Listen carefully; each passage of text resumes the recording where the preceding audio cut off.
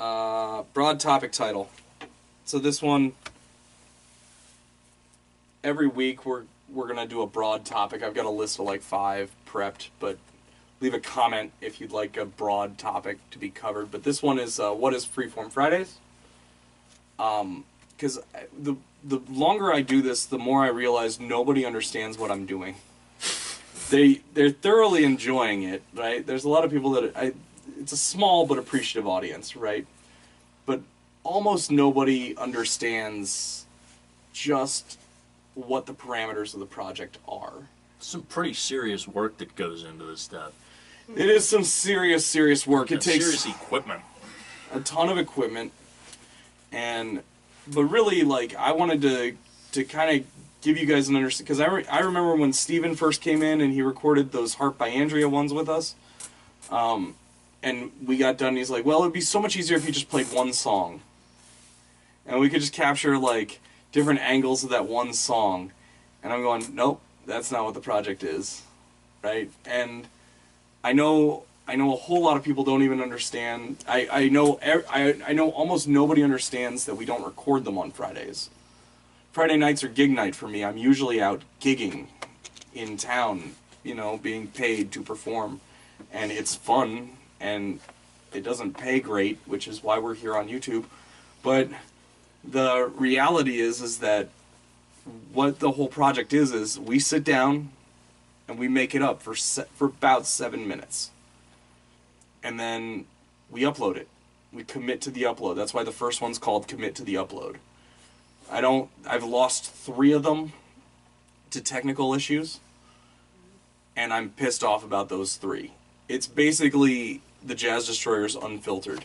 I don't edit them in any way to improve the performance. I just simply capture it as it happens. I capture it with multiple cameras so that when I edit the angles, you can really see what's going on, but I don't edit the audio other than mixing the different microphones. I don't take bad notes out. So to me it's the most honest way I can do this, because left to my own devices, I'll just become paralyzed and go, oof, I don't know if that's up to my standards. That's one I hear a lot. It's not up to my standard. And the reality is that whenever you record, you're documenting yourself at a period of time. And you just have to be okay with, this is how I play right now. And if I'm not 100% happy with the way I play right now, which nobody ever is, I need to then continue to work on it. There's been illusions that somehow I'm hurting my future career. I'm not convinced, so I do it this way. Some guys, they'll spend a year and release 60 minutes of audio. And I release 60 minutes of audio every, 9 weeks? We're at a change in times as far as putting content out there, because for a long time, everything that got released had to be polished, because you had to build yourself up to the point where you could get in with the people who had the power to release this stuff. Sure. And now we're at a point where everyone can broadcast to the entire world at any point. So more and more you're going to just have access, just by the nature of how things are, to the early works of people before they really got to where they were. You're going to see the next Steven Spielberg is going to have 4 hours of YouTube videos that might be terrible, right? But the guy's going to build, and people are still going to be able to look at that. I think that's just a difference in times that's coming up there. I agree with that assessment. I also, if you look at somebody like Donald Glover, who we should have shouted him out. He's great, Childish Gambino. He was on Derek Comedy, and some of that stuff was hilarious, and some of it was like, whoa, we crossed the line of no longer funny, and they were trying it, and they were brave, and they were young, and I think he's artistically in a better place today, and if anything, it provides a context. The way I've always looked at it is, if you do something that you're not 100% happy with, do 10 more hours that you are happy with and drown out that thing you're unhappy with. Because the way Google search goes anymore, you're not gonna somebody would really have to research you to find the stuff that you don't really want to be out there if you're actively promoting the material. And I get that. I hear it a lot. It's a very common thing with home recordists of like they get this paralysis of, oh, I got to do 80. I didn't quite get it on that take. I'm gonna do another take. And I've just gone the other way and I said, no takes. We're just gonna record it and put it up. And just have it be. Because in the 60s, that's how it went. Jazz musicians in the 60s, they would roll into a studio, hit record. Maybe they'd lose a couple of the false starts, but basically, John Coltrane playing Giant Steps was the way they played it in the studio at that moment. They didn't do a bunch of tries at it and then start over. There's like one alternate take that Columbia's released. I don't know how many takes they did, but it's not a lot. I think a huge problem that you're facing is that you don't appreciate the fact that nobody is able to bring this context with them.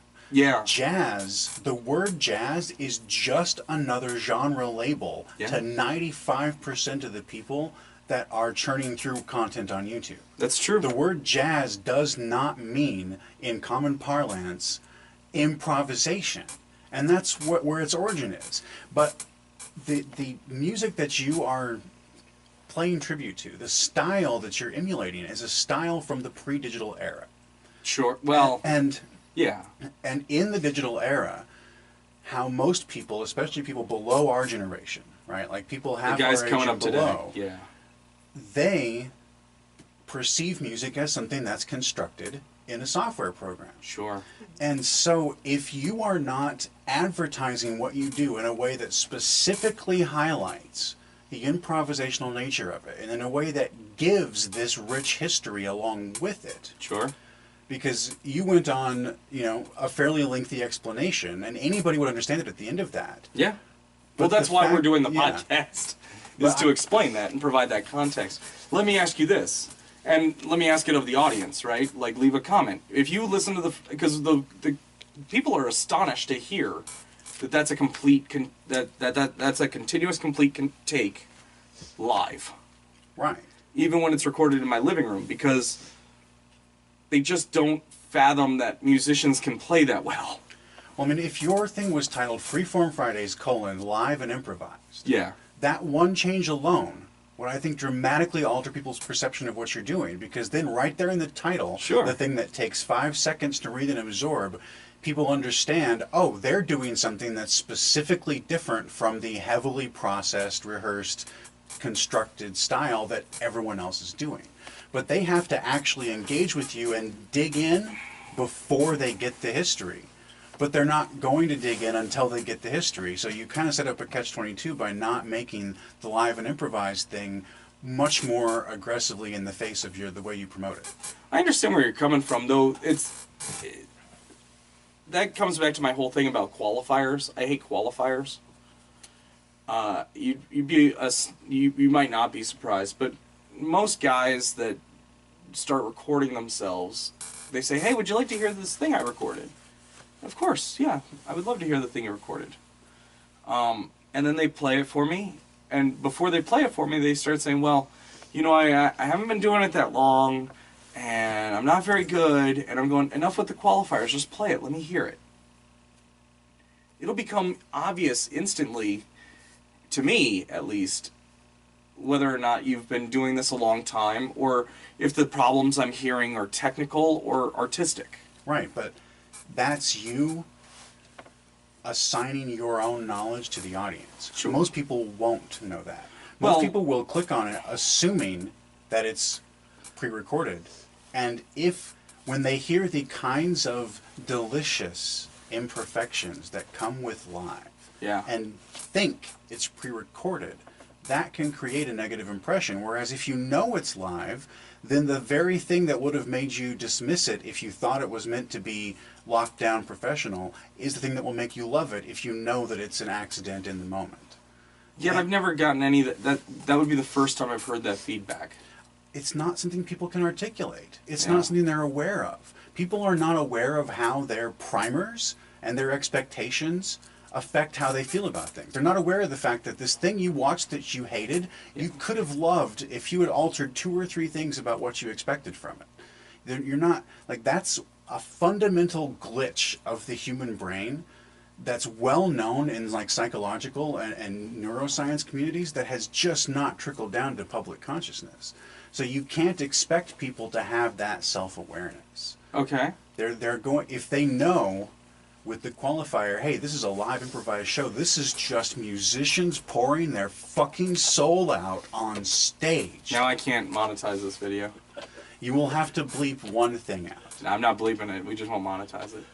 I'm not doing this for them. I've made very, very little money on YouTube ads. The one section not being monetized is fine. You said shit about 3 or 4 times here. Have I? Yeah. Screw it. Welcome to the jungle. Maybe this one. Well, I mean, ultimately the podcast is a big advertisement for all the stuff that we have going on with Get Off My Lawn Records. Sure. And the reality is, that's why we brought you in on the fold. That's why we're bringing in MC Overlord. It's not a label that's designed to release Don's music. It's a label that's designed to release good music. And the interesting thing with that is that's almost deliberate with Freeform Fridays. That I don't put those qualifiers and explain that. Because I would rather it try to stand up to all of the other content out there on its own merits without the qualifier. Because I would imagine that it's extremely obvious once you see a live drummer. But again, it's not you would imagine, but that's not reality. You are, and I saw this all the time in art school. You are doing this thing where you're saying, my art is so obviously good, I should just be able to put it out there, and people should just be able to notice it. And you are right. Okay. But that's not the world we live in. Sure. The world we live in, the individual merit is not analyzed. Sure. That is not what makes people pay attention. So if your strategy is to get noticed based on merit, you're perpetually limiting your audience. And the reality is, if you're willing to embrace the few qualifiers that are real and accurate, that honestly reflect what you're doing, then you will actually reach the people that care. Because there's a gap between, like, the people that care have been taught by social media browsing habits that do not conform with your idealized version of how you want them to find your content. And that's the cold, hard reality that a lot of artists have to face, that I've had to face trying to promote my podcast. Nobody cares that I'm giving these very lucid, articulate, explanations of how science works. That's not no one's going to click on that. But they will click on, I'm here to challenge everything you believe in, and you will hate me when you're done. Now, that's not an accurate representation of what my podcast is, but that will get clicked on. And out of the 1,000 people that click on that, I will find the 5 guys that actually wanted what I was offering. Sure. But I had to submit to the fact that I have to let go of my idealized vision of how people look for stuff and figure out how people do look for stuff and then put a carrot in front of them. And I don't see you going through that process, and I think that's holding you back, because I know there's a ton of people out there that would be head over heels over what you're doing. And I would argue that what we're doing right now is me attempting to do that. Touché. Right? Like, that's the whole point of this podcast is and then the how we make Freeform Fridays, we're gonna go into the nuts and bolts of it a little bit. But the parameters of the project are very simple, right? We're gonna record it multicam if we can. Multicam if we can. If the cameras are available, shoot it multicam. If the microphones are available, record it properly. But it's a live performance. It's a continuous performance. Well, it's a single take. It's not, I don't chop it up and, like, there's other bands that do a similar thing, but they'll heavily edit it in post. And I don't have the time. So I just have to I've had to become very zen with how I play and where I'm at as a musician and keep practicing. And that's ultimately I hope the lesson I've learned by doing this is the lesson that every musician learns of, this is where you are, now keep at it. You're doing good, just, there's always something to work on. But what I've also learned is I can't let myself be paralyzed by, I'm not good enough yet. So, might as well dump it out there. Plus, we do all the covers. We do a lot of things. We do a lot of, we talk about Freeform Fridays, but that's not the only thing on the Jazz Destroyers channel. We do pop covers, we do jazz standards, we do original content, where, like, I've written things for the band. And ultimately, the pop covers are there for the discovery aspect. The reason people do go on YouTube and search for, I don't know, Eye of the Tiger covers. And we did a really nice Eye of the Tiger cover. And we did a really nice... Mario Brothers. The Mario Brothers cover is pretty good. Though that one didn't seem to get much traction on the search results. I need to revisit the tags. So if anybody wants to go share that, that's the other thing though, is like, I also need the audience to understand how important it is to thumbs up videos, to share the videos. Like my own mother, I have to like prod her and be like, you know, if you share the Jazz Destroyer stuff, it helps. Like they don't think of sharing, but ultimately, otherwise, if we're not freely sharing this stuff, then I'm stuck having to pay for ads, and it makes so little money off the YouTube ad revenue, so little. I will, at where we are right now, if I continue on a linear trend, I will die before Google has to cut me a check. I will be dead, right? I don't make real money at it, and if I do make real money at it, I've got a team of people that I'm splitting that with, because it would be, why would I keep all that money? Everybody pitched in. You pitched in.